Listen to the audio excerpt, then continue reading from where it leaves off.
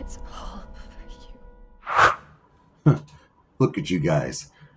You look like a bunch of dorks. Look at these guys.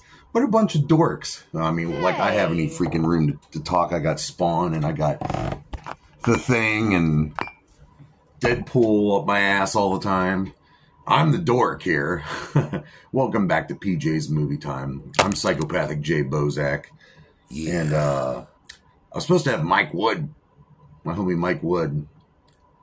Cool-ass juggalo, knows a lot about trauma, because we're supposed to be doing the trauma Terror Firmer today, directed by Lloyd Kaufman, but he's sick. My homie Mike's sick. Had to go to the ER, man. Food poisoning. Please get better, man. I'm much be in no rush. But next week he will join us here, and we'll do the review for Terror Firmer. It's gonna be freaking awesome. It's gonna be dope. Everyone's gonna be shooting up, and it's gonna be fun. But hopefully we won't get addicted. So anyway, today we're going to review something out. I had to pick something to review. So I went with The First Omen from 2024. Just came out this year. And believe it or not, it's a 20th century film movie, which makes it a Disney movie. An R-rated Disney movie is what this is. And it's also a prequel to the 1970s movie, The First Omen. Which is freaking awesome, which was also remade in the 2000s with Liev Schreiber. And we're not going to get into all that, but you've all probably seen The Omen. It's about the son of the devil being born and taking over the earth and telling God to fuck off. God don't fuck off, though. He just won't. He's fucking cool like that. Anyway. So yeah, this is a Disney horror movie. And I tell you what, it freaking delivered, man. This movie was surprisingly good. I was actually really surprised. They've been developing it since 2016. They said, we're going to do a prequel to The Omen. And people were like, okay, yeah, right. So they finally made it happen. And it came out and it's pretty good. It had some cool deaths, some cool special effects. And it was actually kind of scary at some points, like The Omen should be. But it is directed by Arkasha Stevenson. And this is her first time, her directorial debut. And props to you. This movie was awesome. She also did some work for the show Channel Zero. And what was the other show here? I should have this stuff. I did just pull this out of Legion, the Marvel show Legion. She did some of that, and that was a trippy-ass show. It is also written by her, along with Tim Smith and Keith Thomas. Great script.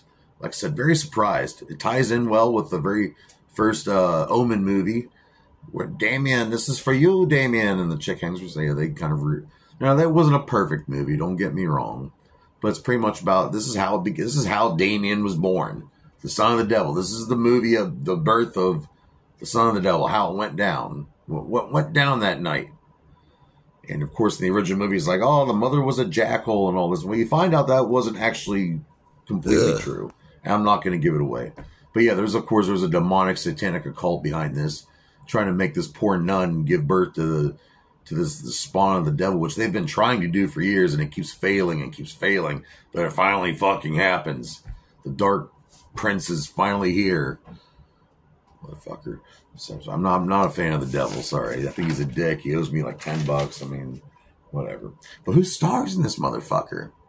Well, we got some pretty cool. Charles Dance is in this movie. And if you've seen the Sandman's Netflix show, you know he's the guy who trapped Dream. He's a freaking dick. But he plays Father Harris. We have Bill Nighy, who's freaking awesome. Shaun of the Dead. And he's in some of those Lord of the Ring things, I think. I don't know. But I know him mostly from Shaun of the Dead. But he plays Cardinal Lawrence. And he's not as good as he appears. Nicole Soros playing Carlita. Ralph Ineson. I love this actor. He was awesome in The Witch, which is another great horror movie I should review. Freaking love that movie. But he's also in the Second Boy movie. A really good actor. Love his voice. But he plays Father Brennan. Good acting, and he actually survives the movie. So he might. And by the way, this might lead to another movie. You're like, how's that work? It's a prequel. Well, there could have been some things happening during The Omen that we didn't see, which could be in the next movie. So just keep that in mind. We have Maria Caballero, and she plays Luz. We have Sonia Braga playing Sister Sylvia. Good actress, great actress. And starring in the motherfucker, the top Nell. We got Nell Tiger Free. I know it sounds like a martial arts master or something. Playing Sister Margaret. And this movie is great. It's like I said, there's some really creepy shit when there's like this big like riot going on, and you can feel this entity creeping up through the whole movie. It's really cool. I mean, you can feel the sense of dread, and I love the sense. That's how movies should be, horror movies. And but she's getting licked. She gets licked by this tongue, and there's this woman who set herself on fire right in front of everyone, and she sees her ghost, and crazy deaths, or everybody around her is dying, and she doesn't understand.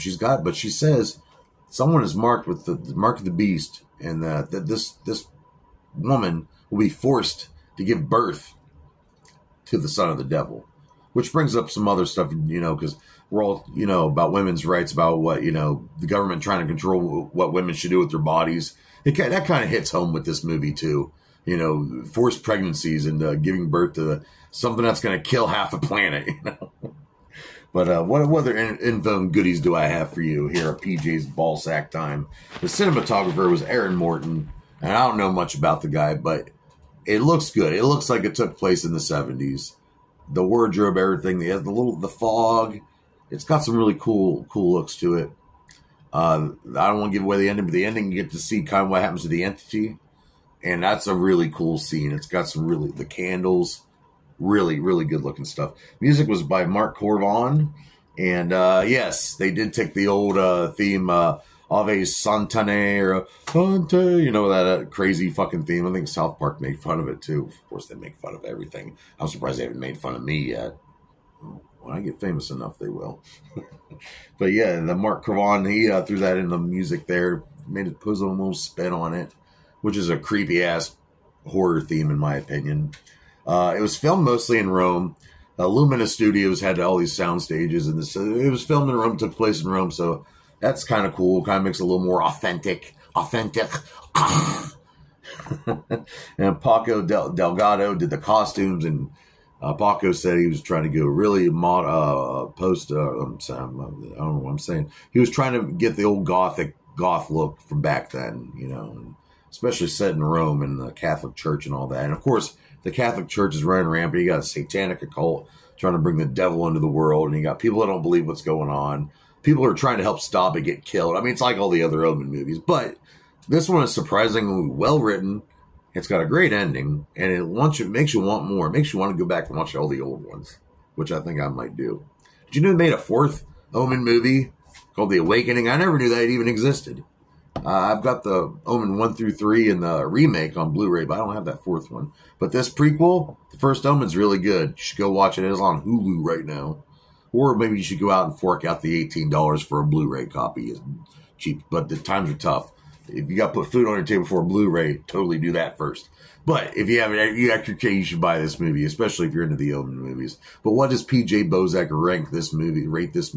I'm going to have to rate this movie a good 3.5 out of 5 dog dicks. That's a good rating. So, Juggalo family, all you tuna sniffing, diaper wearing, fettuccine flinging, fucking riddle box bumping bitches. Yeah. Join me here next week on PJ's Movie Time for the review of Terror Firmer, directed by Lloyd Kaufman, with my friend, my homie, my Juggalo homie, the very elusive Mike Wood. Somebody call me. All right, see you here next time. Bitch. Ho. Fellow human.